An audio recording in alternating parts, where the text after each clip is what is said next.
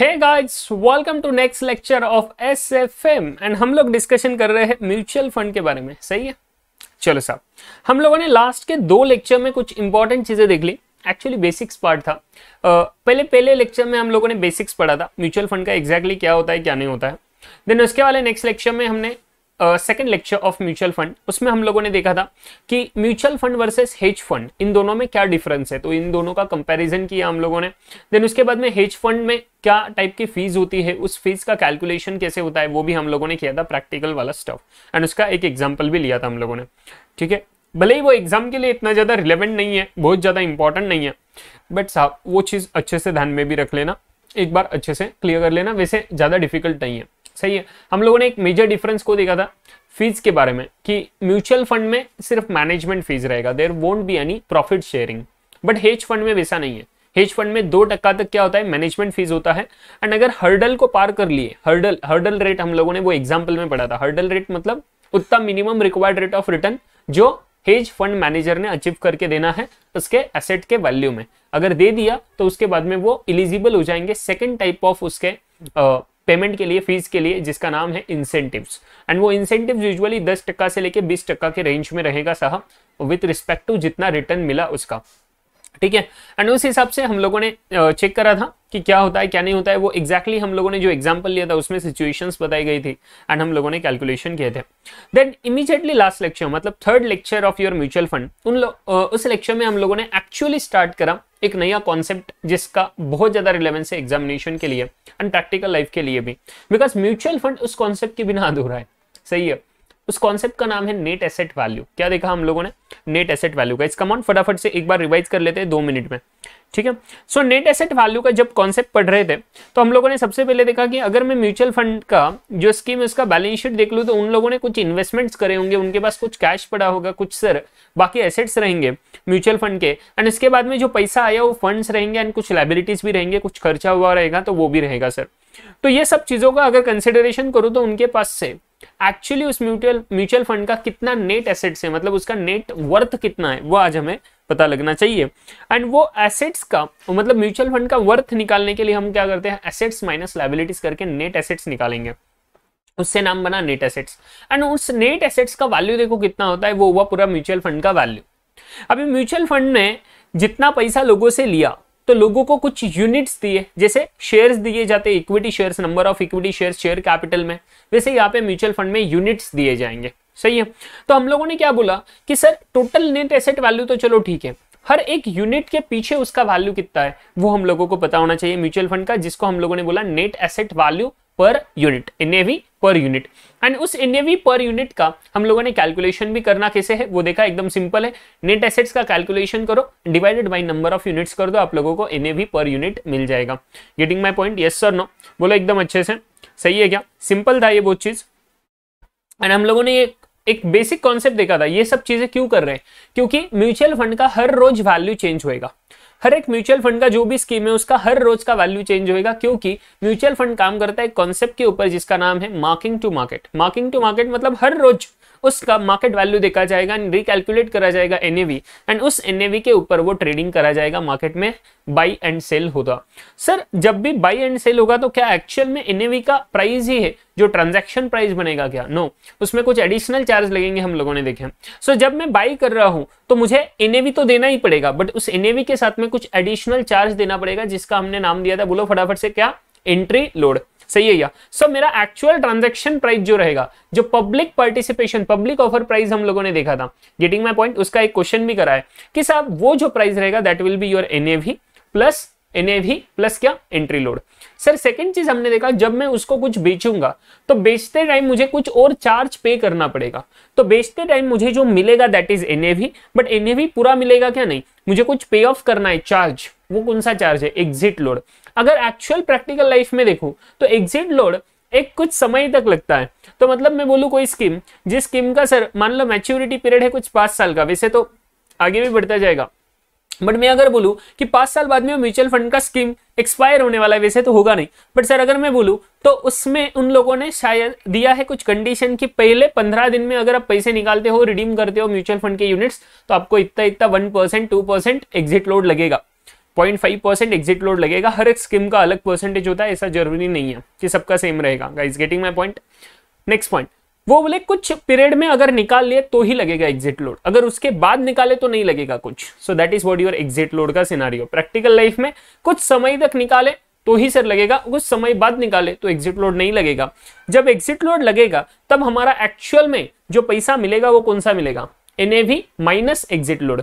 Please यहाँ पे minus करना है क्योंकि लॉजिकली समझो, एनएवी मतलब पैसा आएगा बट पूरा नहीं आएगा, उसमें से एग्जिट लोड कट जाएगा एंड फिर बचा हुआ पैसा मिलेगा।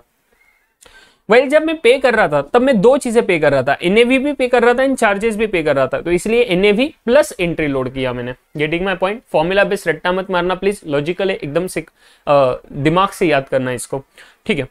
उसके बाद में हम लोगों ने कुछ देखा था, रीपर्चेस प्राइस मतलब एक्चुअल में जो रिडेम्पशन प्राइस है वो कौन सा रहेगा, एनएवी माइनस एग्जिट लोड। हम लोगों ने देखा वो चीज। उसके बाद में कुछ एग्जांपल किए थे, दो एग्जांपल किए थे हम लोगों ने एनएवी कैलकुलेशन के रिगार्डिंग। एक्चुअल में पहले हमने कैलकुलेशन करा था एनएवी के साथ में पब्लिक ऑफरिंग प्राइस, तो इसमें कुछ नहीं, सेल्स चार्ज का वर्डिंग जो दिया था उसको हम लोगों ने बोला एंट्री लोड है। एसेट्स माइनस लायबिलिटीज किए, नेट एसेट्स का वैल्यू मिला divided by number of units किए, हम लोगों को एनएवी पर यूनिट मिला। एंड एनएवी में पर यूनिट में एंट्री लोड ऐड किया, कुछ 1.5% of that NAV per unit, तो उसमें हम लोगों को पब्लिक ऑफर प्राइस मिला। This is nothing but what my transaction price, इस वैल्यू पे एक्चुअली परचेस होएगा। Getting my point, yes sir no? ये कटा क्यों रे, ये डे क्या? सो इस वैल्यू पे क्या होगा, एक्चुअली में ट्रांजैक्शन होगा 10.47, इतना कैश आउटफ्लो होगा जब भी कोई बंदा इसको खरीदेगा। एक सेकंड एग्जांपल हम लोगों ने लिया था with respect to NAV per unit निकालना था, बट यहाँ पे एक सिनारियो अलग दिया था। यहाँ पे हम लोगों को बोला था, मतलब आज का एनएवी कितना है वो बोला था एक फ्लेक्सी कैप फंड का, कल का एनएवी कितना है वो बोला था total number of outstanding units. बोले सर कुछ रिडेम्पशन हुआ था, कुछ एडिशनल यूनिट्स आए थे, कुछ डिविडेंड मिला था 2 lakh additional units, fresh subscription, कुछ रिडेम्पशन हुआ। उसके बाद में एप्रिसिएशन कितना हुआ पोर्टफोलियो के वैल्यू में एंड डिविडेंड कितना मिला वो बोला। उसके बाद में एक्सपेंस भी बोला था हम लोगों को 1 लाख रुपए एंड फेस वैल्यू बोला था एंड उसका यस्टरडे का एनएवी एंड आउटस्टैंडिंग यूनिट्स, इन सब नंबर्स के बेसिस पे। एंड उन्होंने एक एजम्पशन दिया था कि सेल का एनएवी और रीपर्चेस एनएवी टू बी क्या 12.87।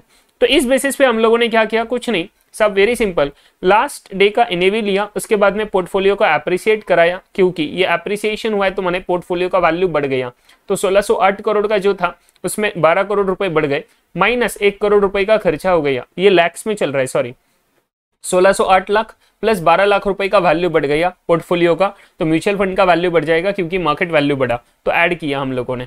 देन सर 1 लाख रुपए का खर्चा हो गया तो उसको लेस करा, डिविडेंड मिला 1 लाख रुपए का तो ऐड किया क्योंकि कैश इनफ्लो है, फायदा हुआ है 25.74, ये नए सब्सक्रिप्शन का पैसा मिला सर, तो पैसा मिला है तो कैश इनफ्लो तो ऐड किया, 2 लाख यूनिट्स थे इंटू 12.87 मेरा क्या था सब्सक्रिप्शन प्राइस था, सो 25.74। उसके बाद में माइनस यूनिट्स रिडीम्ड, जो पैसा रिडीम करे उसका रिडेमिशन का प्राइस भी सेम ही था 12.87, 9.6525 लाख। ये टोटल सर कैलकुलेशन करा तो हमें मिला कि आज का नेट एसेट वैल्यू आ रहा है 1636.8375 लाख। एंड आज अगर मैं नंबर ऑफ यूनिट्स देखो आउटस्टैंडिंग कितने रहे तो 125 लाख जो ओपनिंग में थे, इस साल में जो एडिशनल 2 लाख यूनिट्स गए आई न्यू यूनिट्स इशू किए ना वो, एंड सर माइनस 0.75 जो रिडेम्पशन हुआ, सो 126.25 लाख यूनिट्स थे, तो पर यूनिट का वैल्यू मुझे एनएवी मिल गया 12.97। आज का ओपनिंग कितना था 12.87, क्लोजिंग कितना आया सर 12.97। इस हिसाब से हम लोगों ने एनएवी का कैलकुलेशन करा, दो एग्जांपल लिए अलग अलग तरीके के। Now we are going to solve certain illustrations. चलो फटाफट सबसे पहला इलस्ट्रेशन आपके सामने रखने जा रहा हूं, प्लीज ध्यान देना एकदम अच्छे से, ठीक है गाइस, कम ऑन, देखो भैया देखो मेरे साथ पढ़ो एकदम अच्छे से, ठीक है। चलो सो इलस्ट्रेशन 1 पढ़ रहा हूं मैं, अभी धीरे धीरे एकदम अच्छे से जाएंगे, बड़ा इलस्ट्रेशन है बट इसमें काफी सारी अच्छी चीजें कवर हो जाएगी, ध्यान देना। एक गलती भी है इस क्वेश्चन में, वो मैं बताऊंगा, एक प्रिंसिपली गलती है, बाकी कुछ नहीं है। The following particulars relates to gilt fund scheme, ये नाम पे आऊंगा मैं, इसको क्यों हाईलाइट कर रहा हूं क्योंकि ये पता होना चाहिए। Guilt fund scheme, guilt fund scheme का मतलब क्या होता है समझ लो। गिल्ट फंड स्कीम का मतलब होता है, गूगल भी करोगे तो भी यही मतलब मिलेगा। गिल्ट फंड स्कीम का मतलब होता है सर ऐसा स्कीम ये एक डेट स्कीम होता है, कौन सा डेट स्कीम होता है। डेट स्कीम माने समझते हो, जहां पे फिक्स्ड इनकम सिक्योरिटीज में पैसा लगाया जाता है, ठीक है। So debt scheme which invest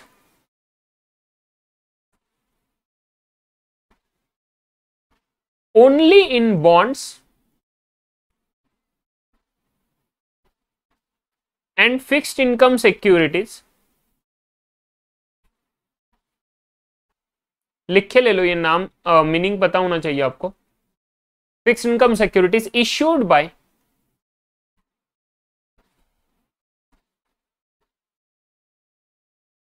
central और स्टेट गवर्नमेंट।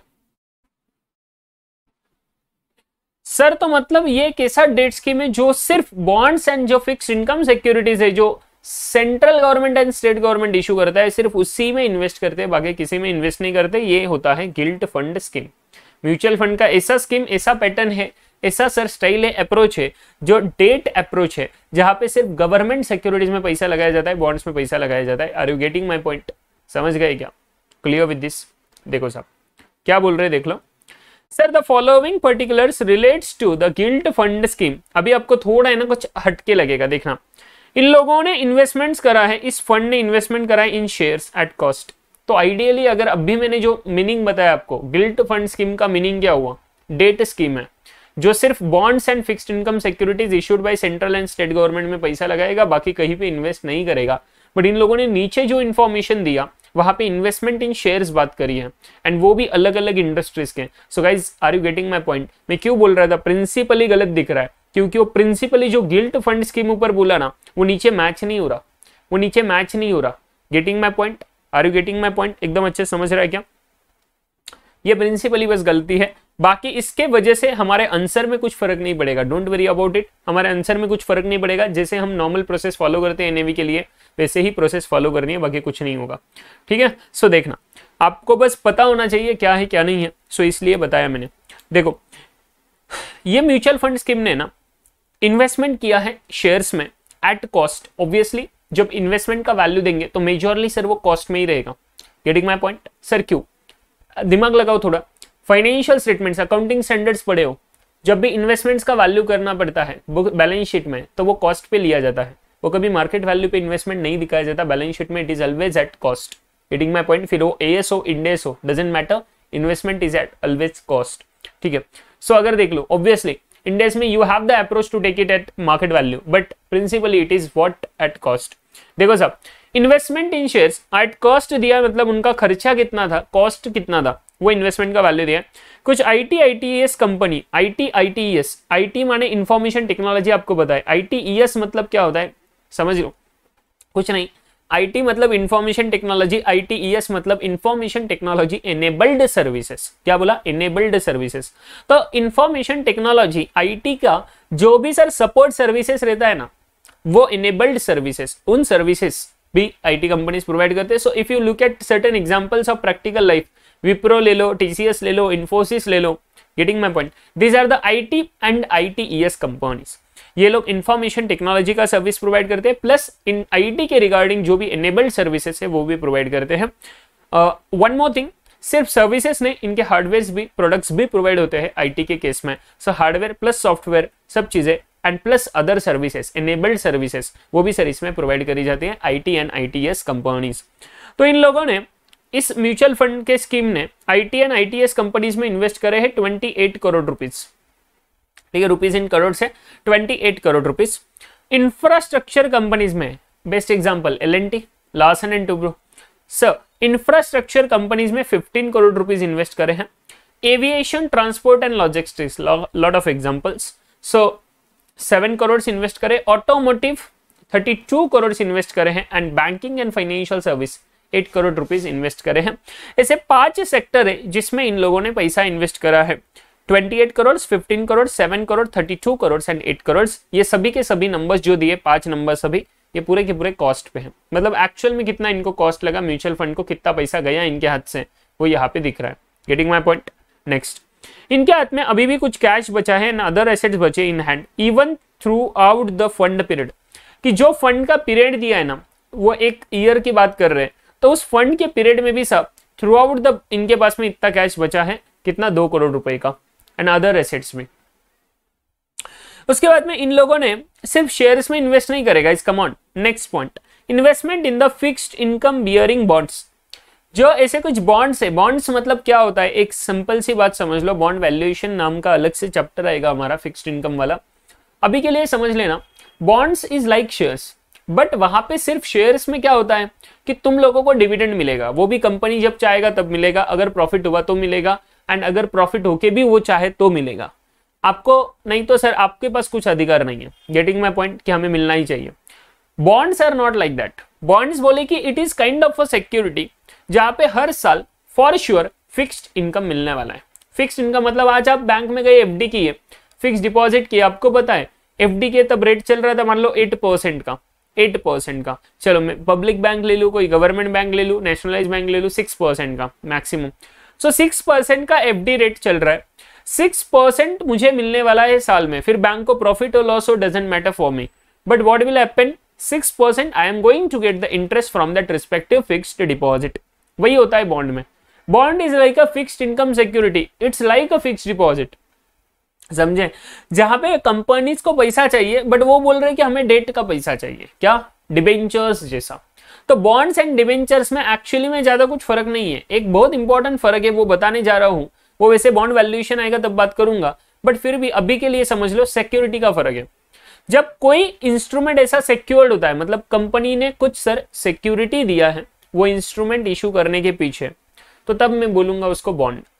अगर सिक्योरिटी ना हो तब मैं उसको डिबेंचर बोलूंगा। बस यही नोमेनक्लेचर में फर्क है, ज्यादा कुछ डिफरेंस नहीं है इन दोनों में। दोनों को अल्टरनेटिवली यूज करा जाता है प्रैक्टिकल लाइफ में, डिबेंचर बोलो बॉन्ड बोलो, doesn't matter that much in practical life.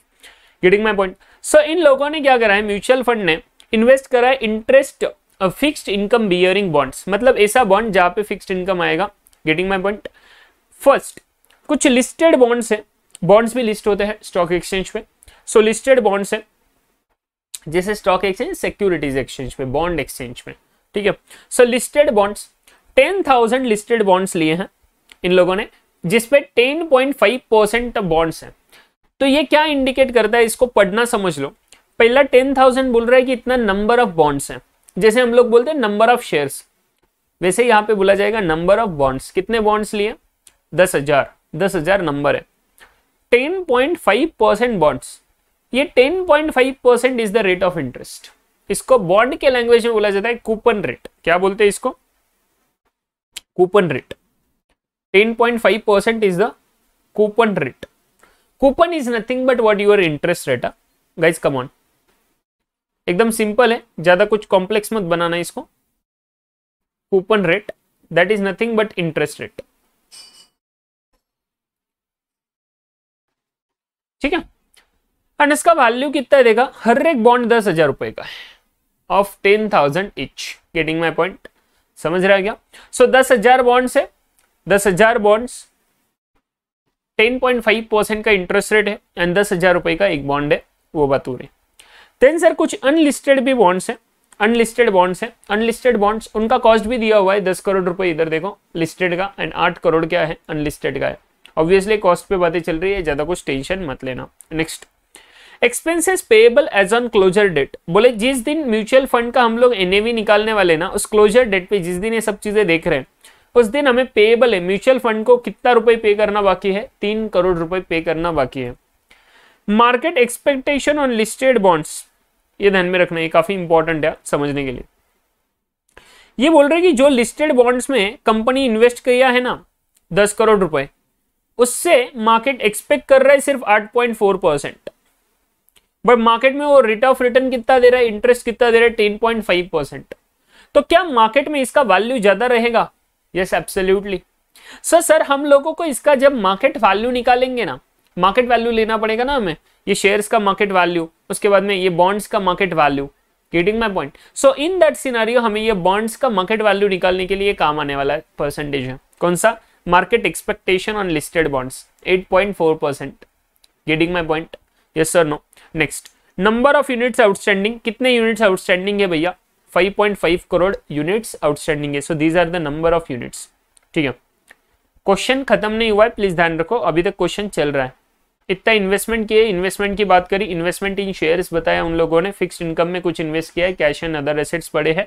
उसके बाद में एक्सपेंस पेबल कितना है, मार्केट का एक्सपेक्टेशन क्या है, लिस्टेड बॉन्ड्स है गाइस, कमॉन सिर्फ लिस्टेड बॉन्ड्स की बात करी है, एंड नंबर ऑफ यूनिट्स कितने आउटस्टैंडिंग है वो बात करी है। Next point, the particulars relating to the sectoral index are as follows. जो सेक्टर्स की बात करी ना ऊपर, ये वाले 5 sectors, IT, ITES companies, infrastructure, aviation, transport services, logistics, automotive and उसके बाद में बैंकिंग एंड फाइनेंशियल, इन सेक्टर्स के ना सेक्टोरल इंडेक्स बोले, मतलब इसका मार्केट का वैल्यू कितना है ये इससे पता लगेगा, ठीक है, इसका index value. So IT and ITS का बोले index on the date of purchase and index on the valuation date. बोले जिस दिन तुम लोगों ने परचेस किया था तब आईटी एंड आईटीएस का इंडेक्स का वैल्यू चल रहा था 1750 रुपए, 1750, 1750। बट जिस दिन तुम लोग वैल्यूएशन कर रहे हो एनएवी का, म्यूचुअल फंड का वैल्यू निकाल रहे हो, तब उसका इंडेक्स चल रहा है 2950। मतलब देखो 1750 से it has moved up to 2950। Next point, infrastructure 1375 से लेके 2475 तक मूव किया। एविएशन, ट्रांसपोर्ट, लॉजिस्टिक्स में 1540 से लेके 2570 तक मूव किया। ऑटोमोटिव का 1760 से लेके 2860 तक मूव किया, एंड बैंकिंग एंड फाइनेंशियल का 1600 से लेके 2300 तक मूव किया। सो ऑब्वियसली वैल्यूएशन बढ़ा हुआ है। जिस कॉस्ट पे हम लोगों ने परचेस करा that was based on this index on the date of purchase, जो ऊपर टेबल में दिया हुआ कॉस्ट है वो सब इस इंडेक्स पे बेस पे है। बट आज जब मैं मार्केट वैल्यू देखूं तो वो कितना हो चुका है, जैसे 1750 का 2950, वैसे हर एक सेक्टर का कुछ अलग हो चुका है, अलग प्रोपोर्शनेट में। So when we want to calculate today's market value of all that investment, तो हम लोगों को क्या करना पड़ेगा, ये जो डेट ऑफ परचेस का बेस है इंडेक्स, उसको निकाल देना पड़ेगा एंड एडिशनल बेस लगाना पड़ेगा, नया बेस लगाना पड़ेगा, दैट इज व्हाट 2950 का। So what we will do, let's say मेरा कॉस्ट है 10 करोड़ रुपए का, फॉर एग्जांपल बोल रहा हूँ, आईटीआईटीएस, चलो ले लो एग्जांपल ले लो, 28 करोड़ रुपीज इन्वेस्ट करे आईटीआईटीएस कंपनीज में, सही है। बोले 28 करोड़ जब किए ना तब उसका वैल्यू चल रहा था 1750 इंडेक्स का, आज चल रहा है 2950। सो 28 करोड़ डिवाइडेड बाय 1750 करेंगे तो तब का बेस निकल जाएगा, इंटू 2950 करेंगे तो आज का बेस लग जाएगा, and that is how you will get the market value of that respective IT and ITS का इन्वेस्टमेंट। वैसे ही पूरे पांचों के पांचों सेक्टर्स, रिमेनिंग 4 सेक्टर्स के लिए you have to calculate the market value. Then sir बोल रहे रिक्वायर्ड, हम लोगों से वो लोग क्या एक्सपेक्ट कर रहे हैं, ये क्वेश्चन क्या एक्सपेक्ट कर रहे हैं। रिक्वायर्ड, पहला net asset value of the fund, NAV बताओ, बोले फंड का, प्लीज अंडरस्टैंड, एनएवी बताओ फंड का, मतलब total NAV, total net asset value बताओ। Next net asset value per unit, हर एक यूनिट का बताओ। तो सिंपल है, जो net asset value of the fund आएगा, टोटल फंड का value divided by number of units करेंगे, हम लोगों को पर यूनिट एनएवी मिल जाएगा। So very first question and second question are so easy, हम लोगों ने जो एनएवी करा उसी के बेस पे चल रहा है, बाकी कुछ नहीं चल रहा है, ठीक है। नेक्स्ट पॉइंट, क्वेश्चन नंबर 3 बोल रहे if the period under consideration is 2 years and the fund has distributed 2 rupees per unit per year as cash dividend। बोले अगर मान लो कि ये जो पीरियड चल रहा है ना, जो पीरियड का हम कैलकुलेशन कर रहे हैं परचेस से लेके आज का वैल्यूएशन, ये 2 साल का पीरियड है फॉर एग्जांपल मान लो बोले, एंड हर साल उस म्यूचुअल फंड ने 2 रुपए पर यूनिट का कैश डिविडेंड दिया हुआ है, 2 रुपए पर यूनिट का डिविडेंड डिस्ट्रीब्यूशन दिया हुआ है, किसको, इन्वेस्टर्स को। तो ascertain guys come on, तो इन दैट सिनेरियो क्या होगा वो हम लोगों को बोला है क्वेश्चन नंबर 3 में। उसके बाद में हम लोगों को 4th चीज पूछ रहे, ascertain the net return annualised, कि एक्चुअल में नेट रिटर्न कितना, परसेंटेज में कितना रिटर्न मिला वो बोल रहे हैं, एंड एनुअलाइज करना है, please understand. Ascertain the expense ratio, next question पूछ रहे हैं उसी में, ascertain the expense ratio, expense ratio ascertain करो। If the fund has incurred the following expenses, अगर फंड में कुछ खर्चा हुआ है तो साहब उसका है ना ये करो, मैं चेक कर रहा था कुछ प्रिंटिंग मिस्टेक हुआ है क्या, हाँ। तो ascertain the expense ratio if the fund has incurred the following expenses, नीचे के कुछ खर्चे दिए, management advisory fees 275 lakhs, administration expense including fund manager remuneration, fund manager का फीस भी दे चुके हैं ऑलरेडी, इंक्लूड इसमें कर चुके हैं 350 लाख रुपीज में, publicity and documentation, guys come on, publicity मतलब मार्केटिंग, AMFI का सर्टिफिकेशन जरूरी है, हम लोगों ने देखा था थ्योरी में, सही है, association of mutual funds of India, AMFI। So publicity and documentation के लिए 80 लाख रुपए का खर्चा हुआ है, सो टोटल खर्चा हुआ है 705 लाख का, ठीक है। सो एक्सपेंस रेशियो निकालना है, वो कैसे निकालेंगे हम लोग पढ़ेंगे आगे इसी क्वेश्चन के through, so don't worry. So ये मेरा पूरा क्वेश्चन हुआ, I hope you guys are clear. Question तो समझ गया क्या, काफी इजी है। Now let's calculate the things. पहला नेट एसेट वैल्यू निकालना है फंड का, काफी इजी, पूरा इन्वेस्टमेंट्स ले लो, एसेट्स ले लो, लायबिलिटीज ले लो एंड उसका सर नेट ऑफ करके नेट एसेट्स वैल्यू निकाल लो। एंड जब भी एसेट्स लेंगे तो मार्केट वैल्यू लेंगे, वो भूलना मत, ठीक है। सो चलो गाइस कम ऑन, मेरे साथ कैलकुलेशन करो, चलो। पहला आंसर,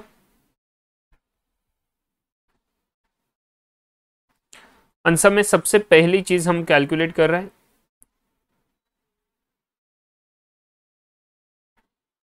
कैलकुलेशन ऑफ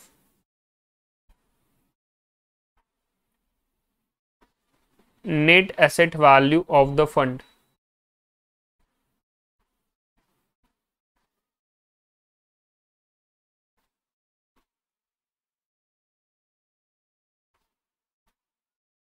फंड का वैल्यू निकाल रहे, नेट एसेट वैल्यू निकाल रहे, कैसे करना, एक टेबल बनाओ अच्छे से, पर्टिकुलर्स, प्रेजेंटेशन जरूरी है थोड़ा तो भी, मतलब अच्छा दिखना, particulars amount rupees, guys come on, net asset value निकाल रहे हैं, तो हम लोगों को सबसे पहले मार्केट वैल्यू लेना पड़ेगा।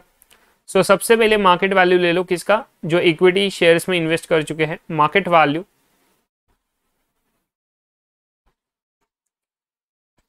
Market value, look at this, market value of investment in shares,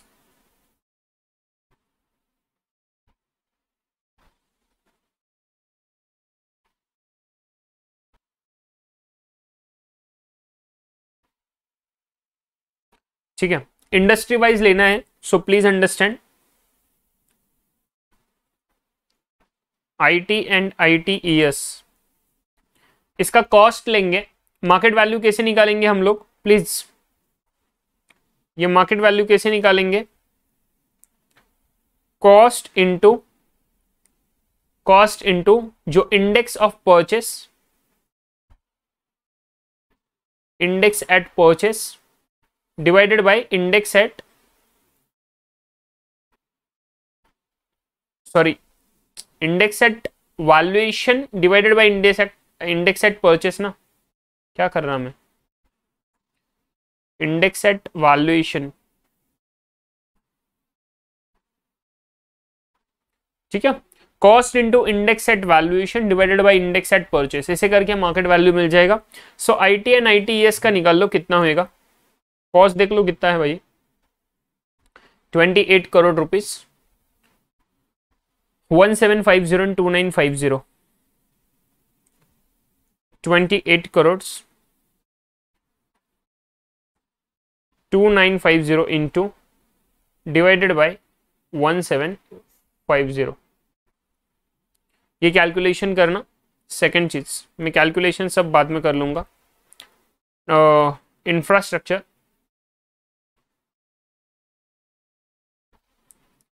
इसका कॉस्ट है 15 करोड़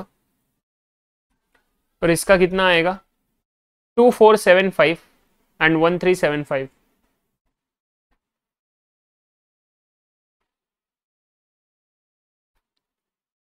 नेक्स्ट थर्ड, एविएशन, वो पूरा नाम लिखने की जरूरत नहीं है अभी, एविएशन, एविएशन का कॉस्ट है 7 करोड़ रुपए, मैं मेरे बुक में देख रहा हूँ, डिवाइडेड बाय 1.40,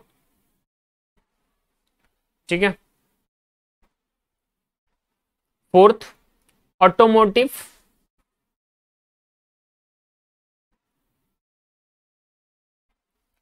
ऑटोमोटिव का कितना है 32 करोड़ इंटू 2860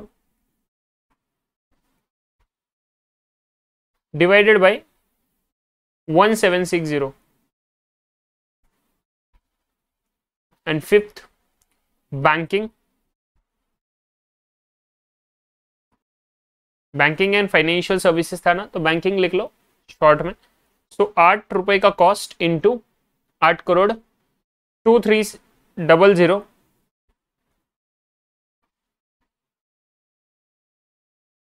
डिवाइडेड बाई 1600।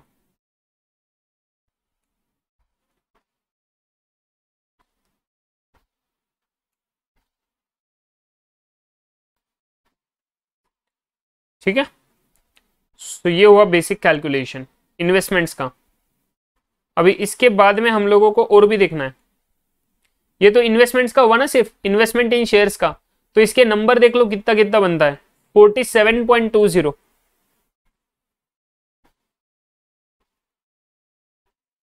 मैं नंबर दे रहा हूं, आप लोग कैलकुलेशन कर लेना प्लीज। अगर कुछ गलती हो जाए मेरे से तो रेक्टिफाई कर लेना। 52 वैसे तो होगा नहीं, 11.50। ठीक है, चलो, सो ये नंबर्स बन गए। Now just consider next thing, investment in shares. ये पहला पहला इन्वेस्टमेंट था इन लोगों का, जाओ टेबल में ऊपर। उसके बाद में कैश एंड अदर एसेट्स है, इसको भी ऐसे ही ले लेंगे क्योंकि एसेट्स का वैल्यू दिया है, तो इसका क्या मार्केट वैल्यू ना, 2 करोड़ तो 2 करोड़ ही रहने वाला। So cash and other assets,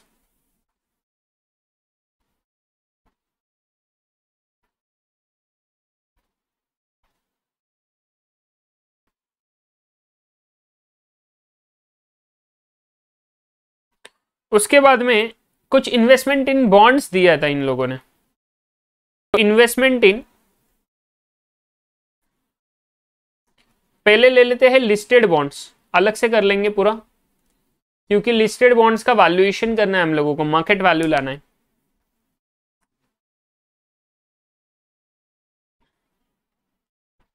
market value is equal to, market value कैसे आएगा देखना, इसका जो आज का इंटरेस्ट बनेगा गाइस, कम ऑन बहुत अच्छे से ध्यान देना। सो इंटरेस्ट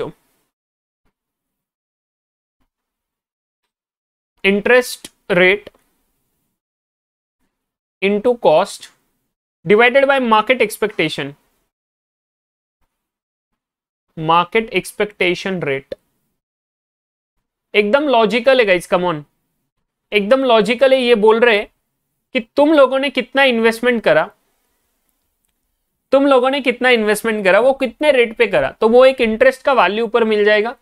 उसी इंटरेस्ट वैल्यू के मैं मार्केट के नीचे एक्सपेक्टेशन से कर लूं मल्टीप्लाई, तो वो क्या बोलेंगे, मार्केट में उतना वैल्यू है। सो उल्टा करना थोड़ा, ये बस कॉन्सेप्ट समझाने के लिए कर रहा हूं। देखो मैंने बोला फॉर एग्जाम्पल मैंने कुछ 10 करोड़ रुपए इन्वेस्ट करे, ठीक है, बॉन्ड्स में। इस पे इंटरेस्ट का रेट आता है मान लो कुछ 10%, तो मुझे रेट ऑफ इंटरेस्ट का वैल्यू कितना बनेगा, ये इंटरेस्ट का रेट था 10%, तो इंटरेस्ट का वैल्यू बना कुछ 1 करोड़ रुपीस। अभी मार्केट क्या चाहता है, look at this, very important. Market expect करता है कि हमें एटलीस्ट 8% ही मिलना चाहिए था रिटर्न, 8% एक्सपेक्ट करता है मार्केट, बट ऑब्वियसली ये 8% से ज्यादा दे रहा है। सो कोई भी चीज अगर मार्केट में एक्सपेक्टेशन से ज्यादा दे तो वो उसका भाव ज्यादा होगा, उसका भाव ज्यादा होगा, लॉजिकल है। मैं बोलूं आज आपको कुछ चीज 500 रुपए में चाहिए, बट मैं आपको 300 रुपए में ही दे रहा हूं, समझ रहे हो क्या, तो आप लोग मेरे तरफ ज्यादा हो गए।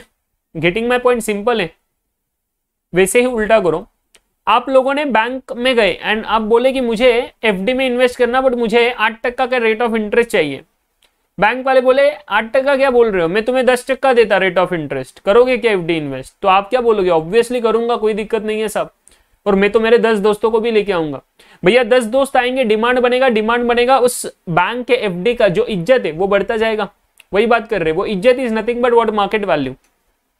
सो मैंने बोला कि इसका जो मार्केट वैल्यू आएगा, ये मार्केट वैल्यू कैसे आएगा, ये बोलता है कि मार्केट में ये बंदे पे करते हैं 10 करोड़ रुपए पे 10% इंटरेस्ट, तो मतलब 1 करोड़ रुपए, बट इस 1 करोड़ का वैल्यू, इस 1 करोड़ के इंटरेस्ट का वैल्यू 8% से डिराइव होना चाहिए, तभी मुझे मार्केट वैल्यू मिलेगा। सो 1 करोड़ डिवाइडेड बाई अगर 8% करूं तो कितना होगा, 8%, 12.5 करोड़।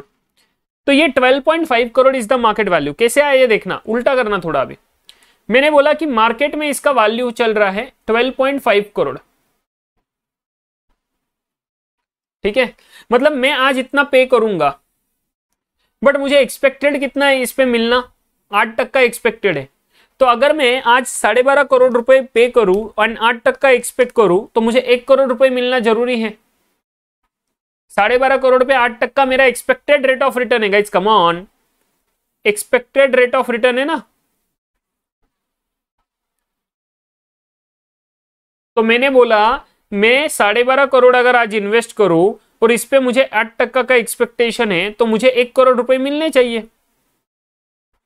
क्या मुझे मिल रहा है क्या 1 करोड़ रुपए? Yes absolutely, look at this, वही तो मिल रहा है तुम्हें 1 करोड़। बट वो 1 करोड़ एक्चुअल में 10 करोड़ पे 10% मिल रहा है। Getting my point? तो मैंने उल्टा भी प्रूफ कराया कि मार्केट वैल्यू से मैं अगर मल्टीप्लीकेशन करूं एक्सपेक्टेड तो मेरा इंटरेस्ट इनकम अचीव हो रहा है। फिर वो इंटरेस्ट रेट अगर ज्यादा दिख रहा है मार्केट में तो इसका मतलब यही हुआ ना, इसका वैल्यू है 10 करोड़ का, तो ये मान लो फेस वैल्यू है। बड़े मार्केट में भाव चल रहा है 12.5 करोड़। क्यों? क्योंकि जितना लोगों को चाहिए उससे ज्यादा ये लोग पे करने के लिए तैयार है, 10%। तो लोग ज्यादा इज्जत दे रहे हैं, एंड लोग ज्यादा इज्जत दे रहे हैं तो डिमांड बढ़ रहा है, एंड डिमांड बढ़ रहा है तो सिंपल सी बात है साहब, उसका वैल्यू भी आसमान छुएगा। 10 करोड़ का 12.5 करोड़ में बेचा जा रहा है मार्केट में। लॉजिकल है, सिंपल है, लॉ ऑफ डिमांड, इकोनॉमिक्स में पढ़े हो, बेसिक्स में पढ़े हो, फाइनल में हो अभी, तो ये सब चीजें एकदम इजी लगनी चाहिए। Getting my point? ये मेरा बेसिक एग्जाम्पल था, समझे। नाउ इस एग्जाम्पल को आप लोग चाहो तो लिख के ले सकते हो, बट मैं इसको रफ करने जा रहा हूं, ठीक है। सो मैं क्या करूंगा ना, इसको मैं एग्जाम्पल को यहां है ना रखूंगा नहीं, क्योंकि मुझे अभी क्वेश्चन सॉल्व करना, ठीक है। सो मैं इसे करता हूं, ठीक है, इसको रफ ही कर देता हूं, ठीक है, बिकॉज इसमें अनइवेज कवर हो जाएगा वो चीज। आप लोगों ने लिख के लिया होगा, अगर लिख के नहीं लिया है तो प्लीज गाइज लिख के ले लेना ये एग्जाम्पल नोट्स में, थोड़ा वीडियो को पीछे लेके पॉज करके लिख के ले लेना सब चीजें। Getting my point? यस और नो? ठीक है, चलो साहब। सो वही चीजें कर रहे हैं, इन्वेस्टमेंट इन लिस्टेड बॉन्ड्स, उसका मार्केट वैल्यू निकालना है। मार्केट वैल्यू निकालने के लिए हम लोगों ने क्या किया, इंटरेस्ट रेट कितना था उसका, देखो इंटरेस्ट रेट कितना था, 10.5%। उसका फेस वैल्यू कितना है, फेस वैल्यू कितना है, 10 करोड़ रुपए का फेस वैल्यू है। 10.5% of 10 crore divided bye market का एक्सपेक्टेशन आ रहा है 8.5%, 8.40%। तो इसका वैल्यू लो, आप लोगों को वैल्यू मिल जाएगा इन्वेस्टमेंट इन लिस्टेड बॉन्ड्स, उसका वैल्यू मिल जाएगा। कितना आ रहा है वैल्यू बताना मुझे, ये बन रहा है 12.5 करोड़, ठीक है। Getting my point? लॉजिकल है, सिंपल है। चलो नेक्स्ट, इन्वेस्टमेंट इन अनलिस्टेड बॉन्ड्स। अनलिस्टेड बॉन्ड जो होते हैं ना, वो अगर उसका मार्केट वैल्यू ही नहीं है ना भैया, उसका मार्केट वैल्यू ही नहीं है क्योंकि वो मार्केट में लिस्टेड नहीं है, तो उसको है ना हम कॉस्ट पे ही लेते हैं। इन्वेस्टमेंट इन अनलिस्टेड बॉन्ड्स, तो उसका जो ऊपर वैल्यू दिया है टेबल में वही लेना प्लीज, अनलेस एंड अनटिल आपको स्पेसिफिकली बोला हुआ है इसका कुछ वैल्यू, ठीक है। उसका फेयर वैल्यू जब तक नहीं बोला तब तक लेना नहीं है। सो अनलिस्टेड बॉन्ड्स का वैल्यू आए 8 करोड़, तो 8 करोड़ ही लेना जरूरी है। उसके बारे में कुछ एडिशनल बातें करी हुई नहीं है इन लोगों ने, ठीक है। अनलिस्टेड बॉन्ड्स हो गया, और क्या बचा मेरे इसमें, ऊपर जाओ इन्वेस्टमेंट्स में। गाइस कम ऑन, हम लोगों ने इन्वेस्टमेंट इन शेयर्स ले लिया, cash and cash other assets भी ले लिए, इन्वेस्टमेंट इन लिस्टेड अनलिस्टेड ले लिया, एक्सपेंस पेबल लायबिलिटी आएगा, बस खत्म। सो ये एसेट्स बन गए मेरे, टोटल एसेट्स, टोटल एसेट्स, इसका टोटल कर लो एक बार, टोटल एसेट्स कितना होता है देखो, इसका टोटल कर लो एक बार, कितना होता है देख लो। टोटल एसेट्स होने चाहिए ये, मैं एक बार टोटल कर लेता हूं मेरे इस पे भी, 27 plus 11.68 plus 52 plus 11.5 plus 2 plus 12.5 plus 8, 171.88। ये सब करोड़ में चल रहा है या खेल, 171.88, ठीक है। ये सब वे एसेट्स। अभी इसमें से लायबिलिटीज को लेस करना पड़ेगा, लेस लायबिलिटीज। और आपको जान के खुशी होगी यहाँ पे बस एक ही लायबिलिटी दिया हुआ है, जाओ ऊपर, एक ही लायबिलिटी दिया ना, एक ही लायबिलिटी, बाकी कुछ नहीं है। Expense payable outstanding expenses as on the closure date 3 crore रुपए, बस यही एक लायबिलिटी, और कुछ तो है नहीं हमारे पास में। लायबिलिटीज में डैश करो एंड नीचे ले लो एक्सपेंस पेएबल,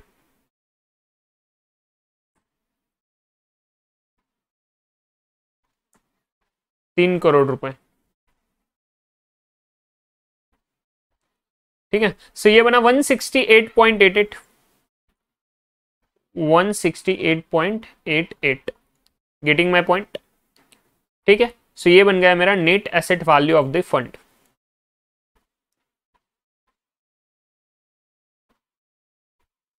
पहला क्वेश्चन खत्म।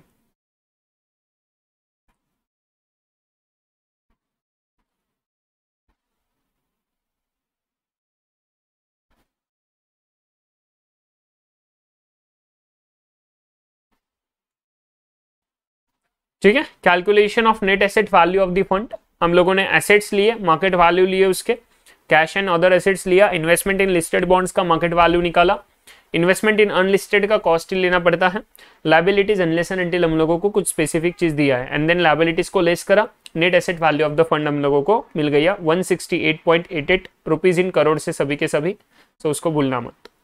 ठीक है, रुपीज इन करोड़ ऊपर लिख देना, अमाउंट रुपीज इन करोड़ यहाँ पे लिखना ब्रैकेट में, रुपीज इन करोड़। ठीक है, चलो नेक्स्ट क्वेश्चन नंबर 2 पूछ रहे, वो इतने इतने में हो जाएगा, सिर्फ net asset value per unit निकालना है। So second point, calculation of net asset value per unit, इसको एनएवी बोल देना ब्रैकेट में। अभी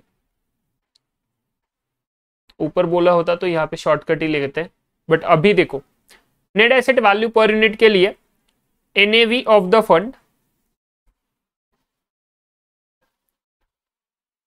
divided by outstanding units of mutual fund is equal to 168.88 crore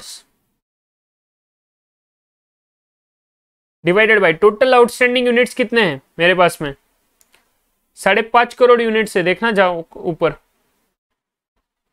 5.5 crore units है, टेबल का लास्ट पॉइंट 5.5 करोड़ यूनिट्स है। सो 5.5 ऊपर का वैल्यू, ये नंबर भी करोड़ में ही है, सो उससे फर्क नहीं पड़ता, 5.5 करोड़। ठीक है, 168 पॉइंट डिवाइडेड बाई 5.5, 30.71, 30.71, ये पर यूनिट है guys, come on, NAV per unit, मतलब मार्केट में इतना वैल्यू दिखेगा आपको इस म्यूचुअल फंड का स्कीम में। अगर ये म्यूचुअल फंड लिस्टेड रहेगा ना तो ऑब्वियसली ये आपको दिखेगा, डायरेक्ट म्यूचुअल फंड रहेगा ना ये, तो आपको दिखेगा, जाके देखना आपके डीमैट अकाउंट में, या म्यूचुअल फंड जहां से खरीदते हो वहां पे जाके, डीमैट अकाउंट में नहीं एक्चुअली, म्यूचुअल फंड जहां पे खरीदते हो वहां पे जाके। फॉर एग्जांपल अगर मैं बोलूँ, मैं खुद ज़ीरोधा का यूज करता हूँ, कॉइन करके प्लेटफॉर्म म्यूचुअल फंड के लिए। सो कॉइन में जाके देखोगे, कोई भी सर्च करोगे उसका एनएवी दिखेगा, तो ये म्यूचुअल फंड का देखेंगे तो वहां पे दिखेगा 30.71 रुपीज का एनएवी आज के लिए, जिस दिन कैलकुलेशन किया। ठीक है, पर यूनिट। ठीक है क्या, चलो question number 2 is done. Question number 3 पूछ रहे, if the period under consideration is 2 years and the fund has distributed ₹2 per unit per year as the cash dividend, so in that scenario क्या होगा। Computation करना है हम लोगों को annualised return का, ascertain the annualised return, ascertain the annualised return. ये वाला चीज है ना, एक्चुअली ऊपर आ जाना चाहिए था ये क्वेश्चन का पॉइंट, इधर वही कंफ्यूज था मैं, ये कुछ ठीक है। तो ascertain calculation of annualised return, ये चीज ध्यान देना, सिंपल है वैसे तो, रिटर्न निकालना है बस परसेंटेज, बट एक चीज ध्यान में रखना, एनुअलाइज्ड रिटर्न निकालना है। हमें दिया है 2 साल का, annualised return, calculation of annualised return of mutual fund scheme.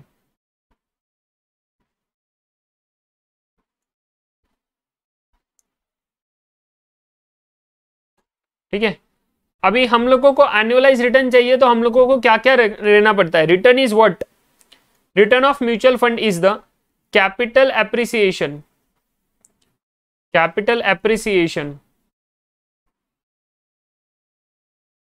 Plus dividend income divided by opening NAV, सही है, इंटू 100। इस सबको इंटू 100 करेंगे तो हम लोगों को परसेंटेज मिलेगा।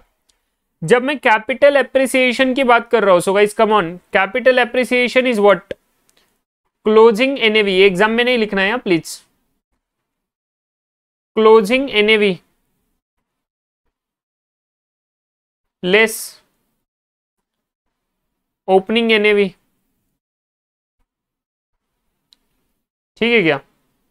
सो इसी को कैपिटल एप्रिसिएशन बोलते हैं।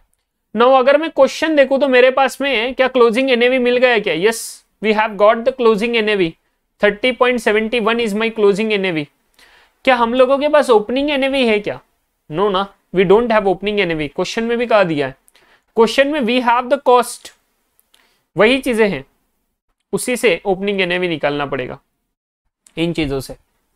So that's why what we have to do is the very first thing, opening NAV calculation करो। So calculation of opening NAV, start करना,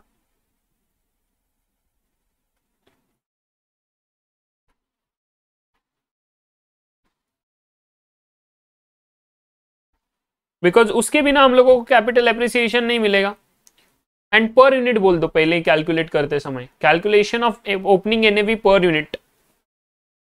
इसके लिए हम लोगों को ऊपर का जो डेटा दिया है वही डेटा के बेस पे लेना है। सो पर्टिकुलर्स,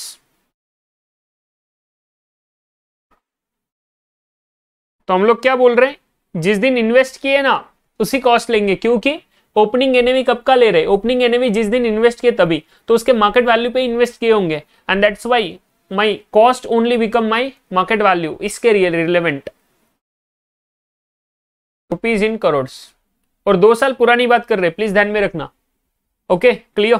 सो देखो पर्टिकुलर्स में फटाफट नंबर्स जो क्वेश्चन में दिए हुए हैं उसी बेसिस पे लिख के ले लो। पहला investment in shares, obviously at cost लेंगे ये चीज अभी, ठीक है। सो आईटी एंड आईटीएस कंपनीज, उसके बाद में इंफ्रास्ट्रक्चर है, उसके बाद में एविएशन ट्रांसपोर्ट,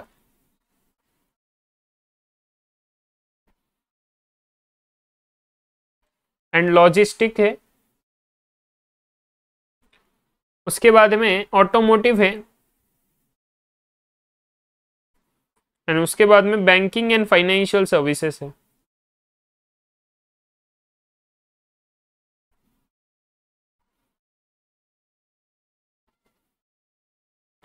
ठीक है, इसके रिलेटिव वैल्यू ले लो 2815,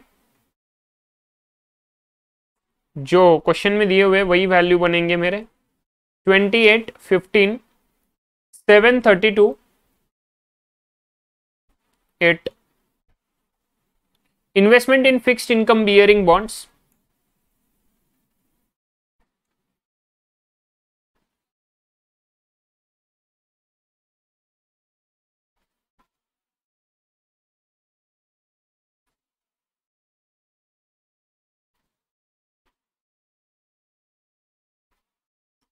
इसमें लिस्टेड एंड अनलिस्टेड दोनों आएंगे।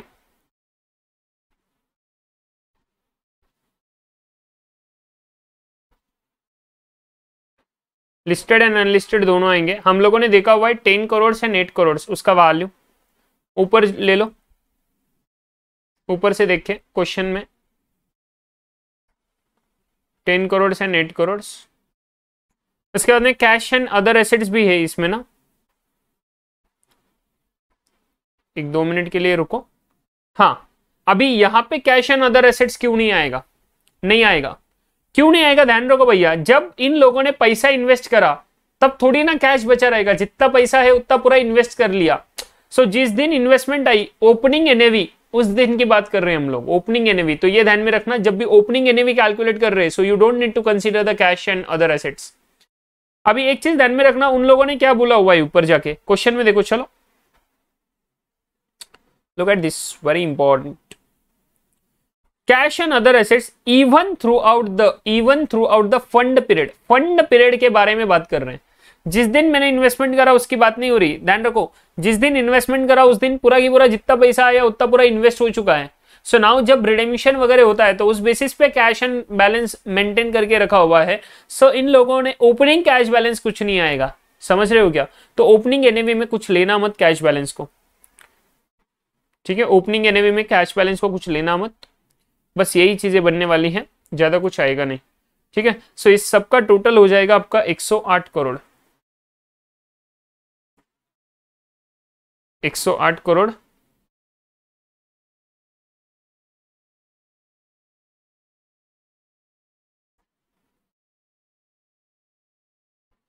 and divided by number of outstanding units.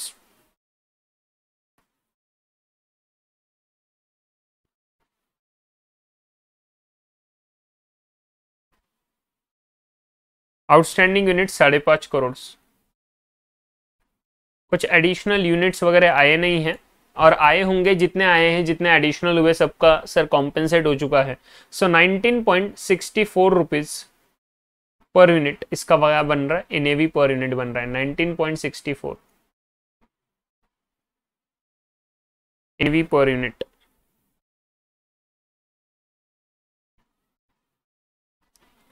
In bracket opening जरूर बोलना, बिकॉज ये जरूरी है। मतलब जिस दिन इन्वेस्टमेंट किए ना, तब कितने पे करे, 19.64 पर यूनिट म्यूचुअल फंड उसका इन्वेस्टमेंट का वैल्यू था। आज कितना बना क्लोजिंग में, 30.71। तो ये मेरा हो गया कैपिटल एप्रिसिएशन। लो चलो number. So total return on mutual fund in 2 years is equal to closing NAV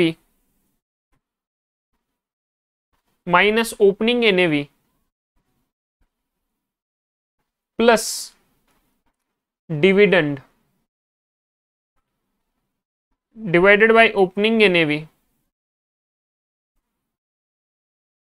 into 100। Closing NAV था मेरा 30.71, 19.64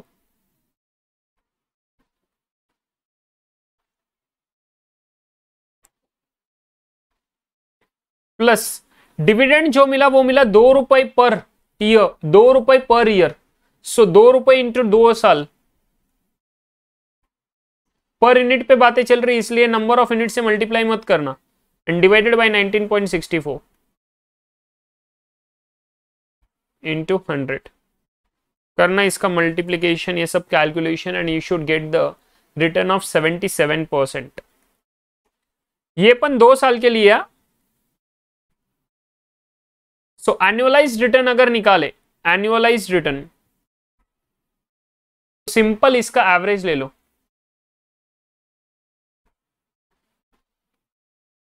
77% divided by 2 years. Compound interest मत करते बैठना,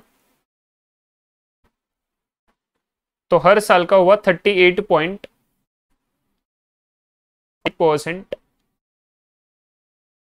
पर एनम,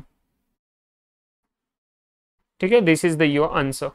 एक्सपेंस रेशियो कर रहे कैलकुलेट, डोंट वरी। अभी बस लास्ट क्वेश्चन वही बचा है। सो एनुअलाइज्ड रिटर्न मेरा हुआ 38.5%। इजी, सिंपल, कोई शंका, कोई सवाल, कोई दिक्कत नहीं है, ठीक है? चलो देखना मेरे साथ, 38.5%। बस मुझे एक्सपेंस रेशियो के लिए ना ऐड करने दो स्लाइड्स। चल सो देखो, fourth calculation, calculation of expense ratio. ये कॉन्सेप्ट क्या होता है 2 मिनट में बताता हूँ, काफी इजी है, इसके लिए कुछ अलग से हेडिंग देना जरूरी नहीं था कॉन्सेप्ट का, इसलिए उसको अलग से नहीं लिया, क्वेश्चन के थ्रू कवर कर रहा हूं। एक्सपेंस रेशियो का मतलब होता है कि जो भी खर्चा हुआ है म्यूचुअल फंड का वो कितना परसेंटेज हुआ और पर यूनिट के पीछे कितना खर्चा हुआ, दो टाइप से बता सकते हैं। सो अगर मैं कॉन्सेप्ट की बात करूं, so expense ratio could be in percentage and second per unit. Practical life में इट इज इन परसेंटेज। क्या बोला? प्रैक्टिकल लाइफ में इट इज इन परसेंटेज। अगर मैं परसेंटेज का फॉर्मूला देखूं कि परसेंटेज के हिसाब से कितना होता है, एक्सपेंस रेशियो इज व्हाट, कि तुम्हारा जितना खर्चा हो म्यूचुअल फंड का वो कितना परसेंटेज हुआ, but percentage of what, percentage of average value of portfolio, ध्यान में रखना, percentage of average value of portfolio.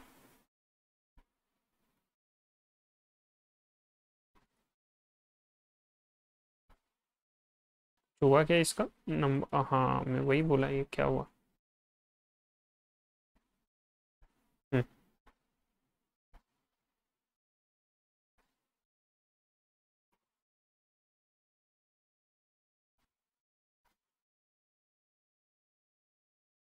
And average value of portfolio is what you are? Opening value मतलब opening NAV plus closing NAV divided by 2, ये हुआ average value of portfolio. ठीक है, getting my point. And per unit तो very simple, कि total जितना आपका expense हुआ है, total expense divided by number of units. And अभी परसेंटेज के बेसिस पे क्या फॉर्मूला बनेगा? फॉर्मूला क्या बनेगा? Total expense divided by average value of portfolio.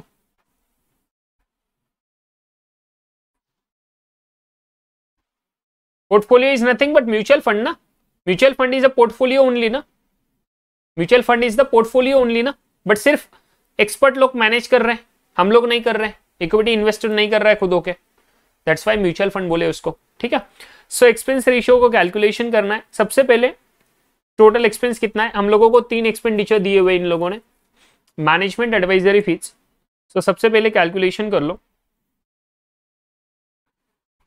Total expenses,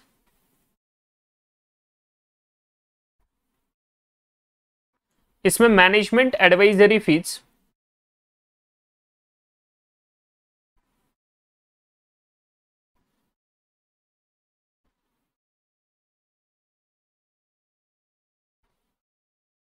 management advisory fees दिया है 2.75 करोड़। क्वेश्चन में देखो please. After that you have administration expense,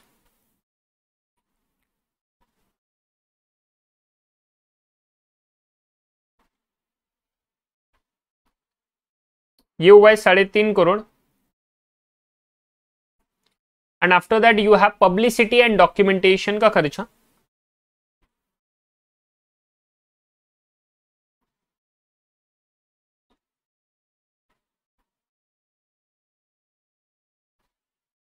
ये हुआ है 0.80 करोड़। 80 लाख रुपए खर्चे किए, देखो बाप रे 7.05 करोड़। ठीक है, total expenditure 7.05 crore. Average value of portfolio निकालो, क्या हुआ इसको? ये भाई क्या हुआ इसको?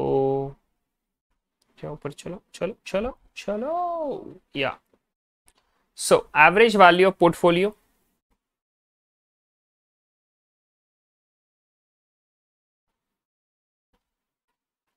म्यूचुअल फंड पोर्टफोलियो बोल दो, कंफ्यूज ना हो इसलिए। ओपनिंग ओपनिंग एनएवी कितना था टोटल में वो देखना, क्लोजिंग एनएवी और simple average low divided by 2। तो ओपनिंग एनएवी कितना था मेरा, जाओ ऊपर, 108 टोटल लो फंड का 108 एंड इसके बाद में क्लोजिंग था 168.88, सो 108 108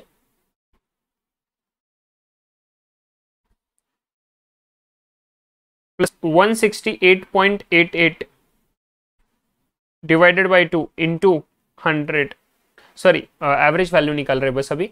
सो इसका एवरेज वैल्यू बनता है आपका 138.44 करोड़।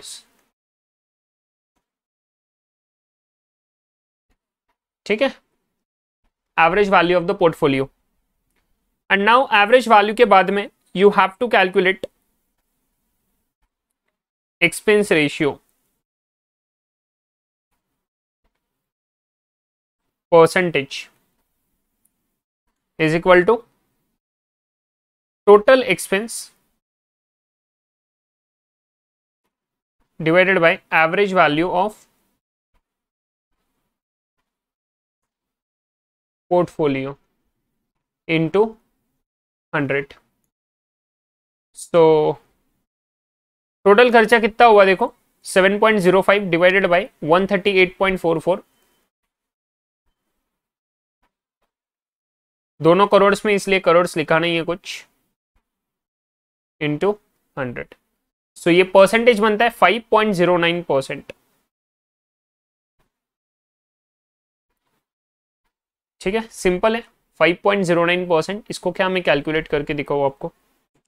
एक्सपेंस रेशियो अगर पर यूनिट देखो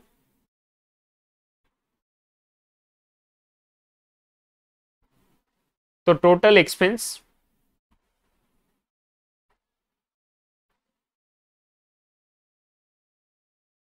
by number of units, outstanding units। so total expense divided by number of outstanding units कितना होता है रे? total expense कितना था 7.05 5.55, दोनों करोड़ में है। so 1.282 obviously in rupee। ठीक है, 1.282। so are you getting my point? 1.282 5.09%, 138.44 crore average value of portfolio था, 7.05 करोड़ टोटल एक्सपेंस था हमारा। ठीक है, सो ये बना मेरा एक्सपेंस रेशियो का कैलकुलेशन। चल, सो इस हिसाब से हमारा एक पहला क्वेश्चन तो परफेक्टली एकदम हो चुका है। Now we are moving to the next question, illustration number 2। ध्यान दो एकदम अच्छे से, इजी है, काफी छोटा है। Find out the NAV per unit from the following information of scheme money plant.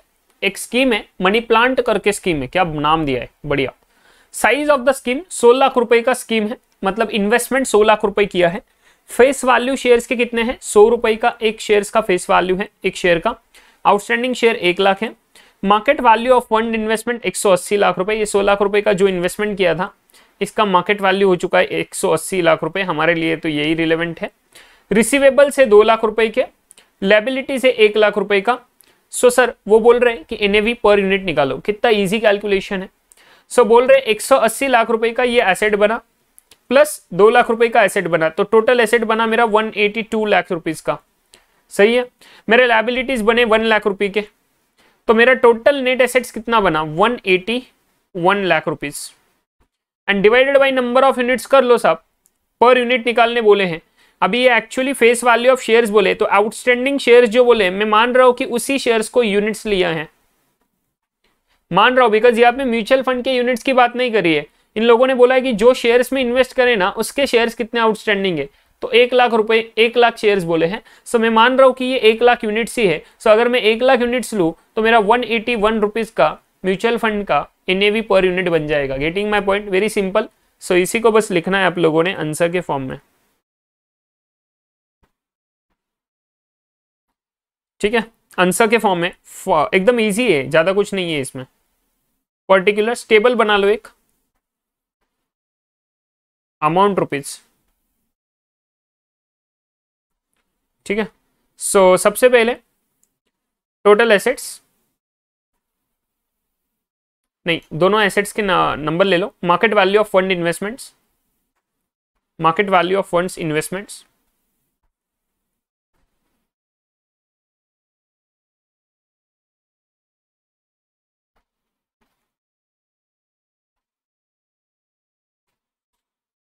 उसके बाद में एक सेकंड रुको, market value of funds investment 180 lakh and ये 2 लाख। उसके बाद में 2 लाख रुपए का बोला था receivables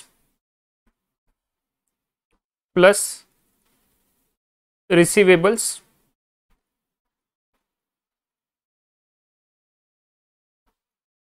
2 lakhs minus payables liabilities 1 lakh. Direct ले लेना, अभी इतने इतने चीज के लिए क्या खेलते बैठना है। लाइबिलिटीज 1 लाख, तो net assets value of the fund 181 lakhs divided by number of outstanding units. इसको स्टार मार्क दे देना, नीचे नोट लिख देंगे, वो शेयर्स की जगह पे यूनिट्स भी उतना ही मान रहे। 1 लाख, सो NAV per unit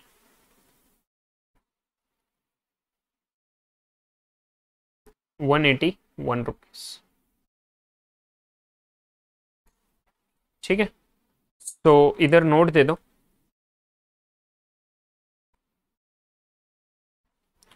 number of outstanding units assumed to be equal to